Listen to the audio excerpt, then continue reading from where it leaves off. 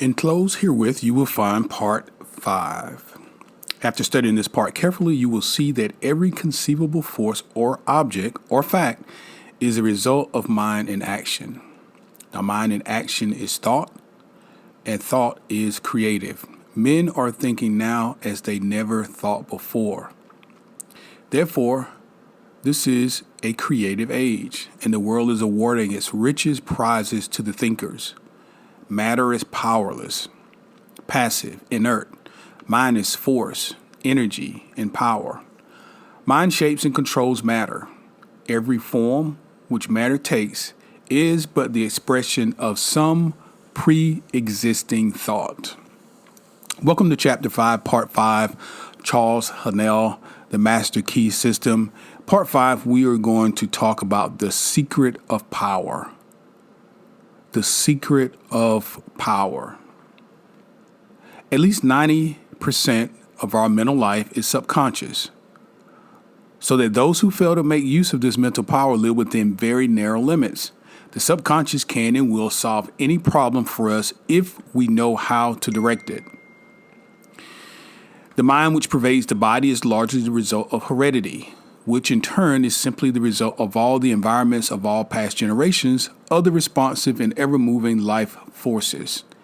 An understanding of this fact will enable us to use our authority when we find some undesirable trait of character manifesting. We can consciously use all the desirable characteristics with which we have been provided, and we can repress and refuse to allow the undesirable ones to manifest. So, we've all heard people indicate, as it relates to their weight, their genealogy perhaps is to blame as it relates to their behavior.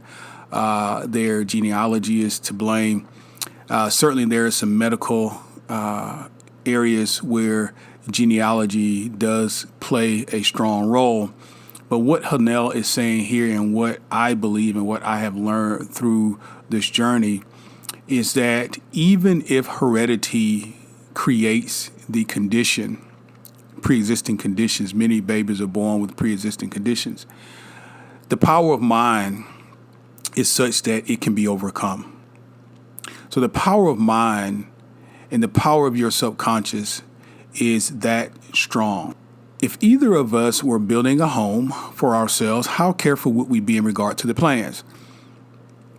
How would we study every detail? How we should watch the material and select only the best of everything? And yet how careless we are when it comes to building our mental home, which is infinitely more important than any physical home, as everything which can possibly enter into our lives depends upon the character of the material which enters into the construction of our mental home. When this mental home or house is being built and cleaned, the process has been completed. The material which is left will be suitable for the making of the kind of ideals or mental images which we desire to realize. In other words, Haanel is saying once we take the time to firmly lay the foundation, which is why we're walking through chapters 1 through 4, so that everyone understands how important the foundation is, that the house that we're going to build upon this foundation will be one that you desire. When this mental house cleaning process has been completed, the material which is left will be suitable for the making of the kind of ideals or mental images which we desire to realize. So Haanel is really saying here that we need to take the time to understand who we are, the power that we possess, so that we lay the right foundation so that when we build this house, it will be an achievement that we desire. As you know, perhaps participated in, I did, so many years of my life were lived reactionary, in a less than conscious state. Things were happening to me, not through me or as me. Most people live today in that less than conscious state where things happen to them. They don't understand the unified idea of oneness. They do not see themselves as the center of the universe. They do not know that they are a unique and individual expression of the universe. Focus on positive thoughts, the thoughts that are going to provide your desired result. This is the only exercise that your mind should be doing. Your thoughts should be going in that direction only. So consider if you were a farmer. And you've probably heard an analogy like this before, but it is the most effective image that I can think of at this moment. If you are farming and you are at the origin of the season and you are planting your seeds, well, you would not go back after week 1 or week 2 to dig up the seed to see if it's germinating, to see if it's beginning to grow. You have to, as a farmer, understand the idea of reaping and sowing, this methodology. And as spiritual beings, we also must understand that we are part of the whole. Just as God, our source or energy, whatever your reference is to the ultimate source, in terms of creation, established creation by simply thinking, we also have that power. We can also think things into being. We can take it from the spiritual into the physical. Everything that you have has manifested that way, whether you know it or not. It was first thought. The chair that you're sitting in now, the clothes that you have on now, the room, the building, the house that you're sitting in, it was all a thought in someone's imagination first. And it has been brought into the physical realm. Think about that when you're desirous of creating your outcomes. Everyone started where you are now. Everyone started with a thought. So the secret of power, let's move on. There's a fine estate awaiting a claimant. Its broad acres with abundant crops, running water, and fine timber stretch away as far away as the eye can see. In the domain of the mind and spirit, in the domain of practical power, such as this type of estate could be yours. In the domain of mind and spirit, in the domain of practical power, such an estate is yours. You are the heir. You can assert your heirship and possess and use this rich inheritance. Power over circumstance is one of its fruits. Health, harmony, and prosperity are assets upon its balance sheet. It offers you poise and peace. So poise and peace as opposed to stress and uncertainty. This is what Hanel is explaining here as he expresses this method of directional thought, positive thought for the creation of desired results. To know purposefully that you have created an outcome is power. And to know purposefully that you've created a desired outcome is complete freedom for the individual. So again, we're not competitors. We are creators. We're not consumers. We are creators. This is the truth that sets you free. This is one of the major differences in my mind between a spiritual practice versus a religious practice. There's no doctrine here to abide by. It is simply an understanding of who you are. Many times, practicing religion, we've heard scripture after scripture, story after story, and one that we've heard is you shall hear the truth and the truth shall set you free. Well, for me, for the number of years I spent in a church environment, I never really felt empowered. I never really felt free. And I'm not speaking against religion. I'm not speaking for religion. I've long let go of the idea of good and bad. Everything has its purpose, and you experience what you experience to get to where you are. And I'm appreciative of all things. So please understand that. I am pointing to a clearer understanding, which is the freedom of knowing the power of within, of the silence, of the I, of the omnipresence, the omnipotent. That exists within you. It exists within me. And you have the power to create a desired result within your life. And we're going to continue to show you how here with Charles Honnell and the Master Key System. Now, to gain this estate, three processes are necessary. One, you must earnestly desire it. We just got finished talking about that. You must earnestly desire it. Desire it. What is your desire? What is your thought? What is your wish in terms of reality? What would you like to see happen? Where would you like to be? How much would you like to weigh? Secondly, you must assert your claim. You must have a definitive understanding that this is possible. I can have, I can be, I can live there, I can drive this. This is possible. Now, how do you know it's possible? Well, firstly, you've seen other people do it. If you're in the process of losing weight, you've seen other people lose weight, so you know it's possible. If you're in the process of buying your first home, you know people who live in houses. It is possible. You must state and assert your claim. And lastly, take possession. Take possession. This entire process must be done on a daily basis. You are to earnestly desire it, see it, imagine yourself being there. This is the visualization we talked about earlier in chapter 1. We talked about Neville Goddard and his teachings on the imagination and visualization, and particularly living in what he called the end. Jesus said, when you pray, believe now that you have it and you shall have it.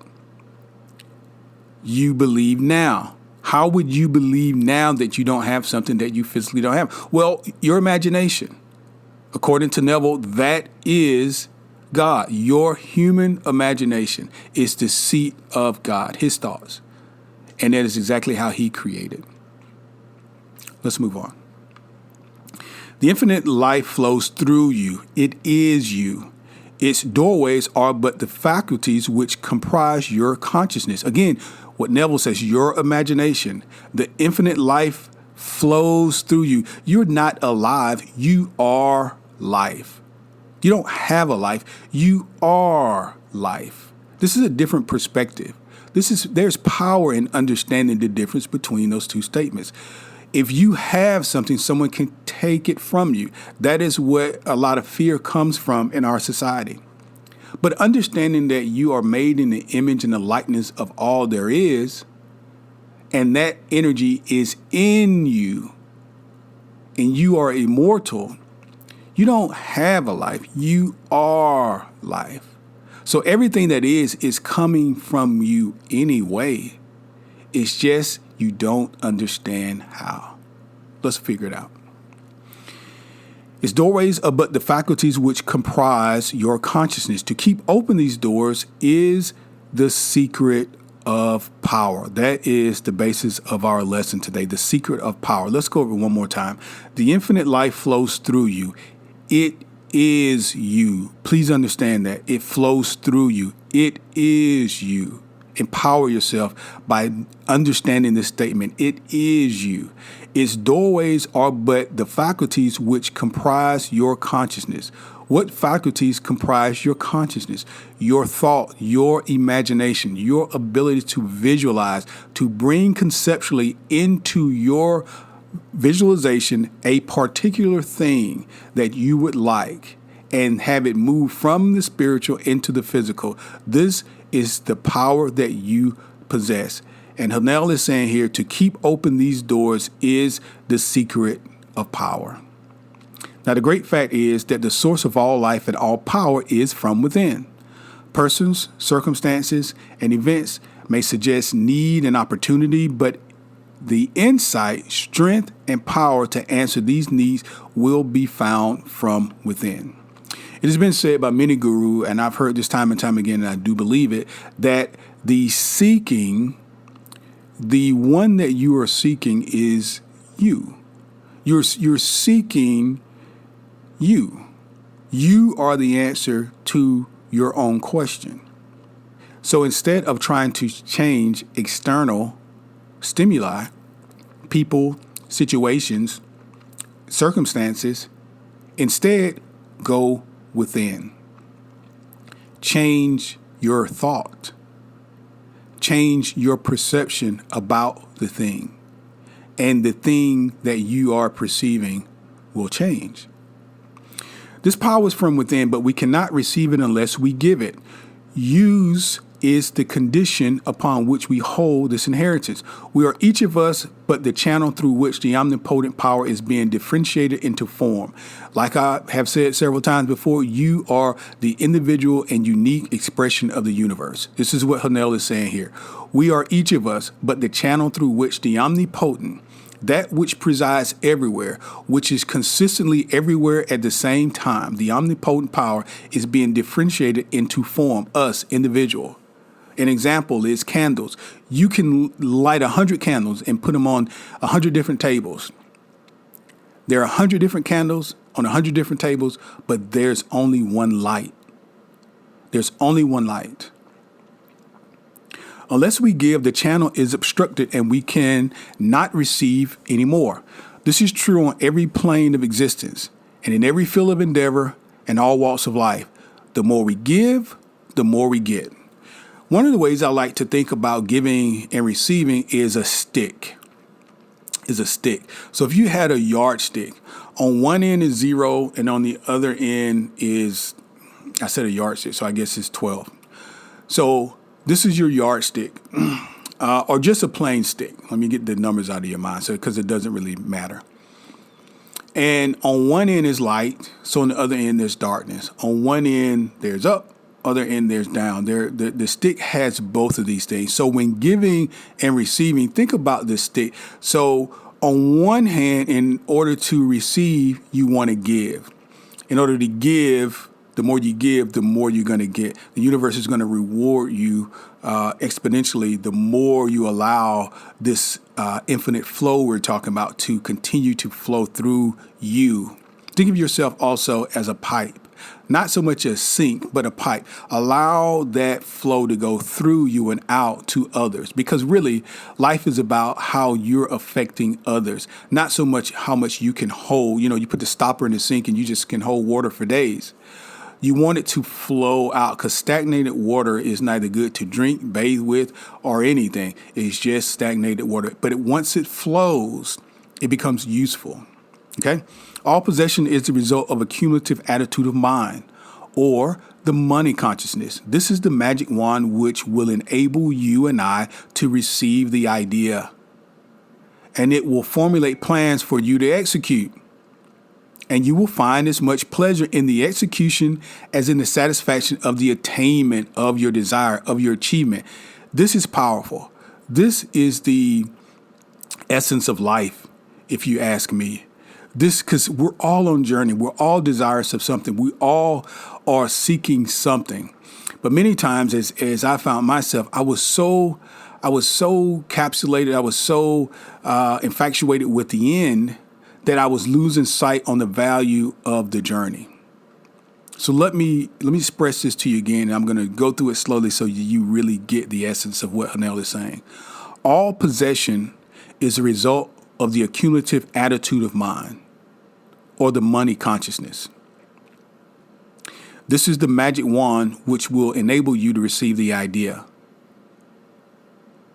It will formulate plans for you to execute, and you will find as much pleasure in the execution as in the satisfaction of the attainment and the achievement.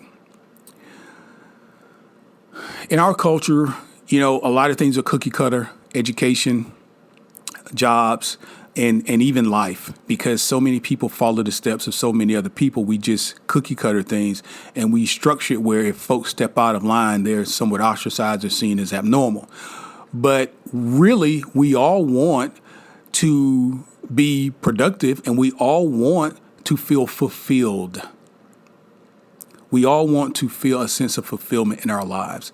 And for me, one of the ways of being fulfilled has always been to help others. Number one. But number two is to know that I really know that I'm doing what I was sent here to do. In other words, if your life mission is to be the best IT, person or programmer, and that's what you're doing, God bless. And if you know that for a fact, not that you followed a cookie cutter sort of path in Western society. or wherever you are. If you're a healer, if you're teacher, and you know for certain this is your gift, this is your talent, this is what you were sent here to do and give to others, God bless. That's really what everyone wants. I graduated college and I had no idea of my next step, as many don't, college graduates that is. And I ended up in an industry that I'd never heard of, logistics. And I was working at a desk for a number of years doing a job that I didn't really like because I thought I had to. There was no fulfillment there. That wasn't my mission. I do believe all things work together, so that it's part of why I am here today, because I understand what it feels like to be in that situation. So again, all possession is a result of the accumulative attitude of mind, or the money consciousness. That's important because how you think about the energy of money, what money is important. This is the magic wand which will enable you to receive the idea. If you're thinking abundance, if you're thinking good thoughts, ideas will come to you. That's why it's important to be in the silence. Put your phones down. Stop watching TV. Stop for a second. Actually, stop for 30 minutes at least a day to simply be silent so that the ideas from the universal, from source, can come to you. Not only will the ideas come to you, but it will come in terms of the plans and how you're going to execute it. The universe starts to arrange itself in a way that the thing that you want now, it wants too. Why? Because you are the universe. And you're operating within your perspective. So many people operate outside. I'm going to send up a prayer and see what happens. I'm going to sow a seed and I'm going to see what happens. I'm going to ask someone to pray for me and see what happens. You have the power. The secret of the power is within. So that's chapter 5. I hope you've enjoyed it. Very powerful chapter. The secret of power. What is the secret of power? It's a recognition of the omnipresence of omnipotence. Now, where does it originate? All life, all power is from within. I'm going to say that one more time. You really need to get a hold of this and just kind of let it marinate and just keep repeating it to yourself. What is the source of power? A recognition of the omnipresence, of omnipotence. Omnipotence is the ability to be and do whatever on all levels, everywhere at the same time. This is who we believe God to be. This is what we call our source. This is what we call our higher power, our higher selves. Whatever your paradigm is, whatever your words are, you are in essence that. Where does it originate? Within you. Within you. So after today, let's use it. So the exercise for this week and what we're going to do is we are going to go back into our quiet spaces, and we're going to continue to practice our meditation practice. We're going to continue to build on that. If you're new to meditation, please don't stop. The more you do it, the better you will get. There really is nothing to do. I know we've been talking about trying to inhibit thought and trying to think good thoughts, but really just try to quiet your mind. And don't try to stop thoughts because, again, my analogy is going to be like wrestling a bear. Thoughts will subside on their own. You simply don't engage. Simply don't engage. Let's use our quiet time this week to sit and to be silent, to receive that thought, that idea that can catapult us into the next level of our lives. All right? Be well. Talk to you next time.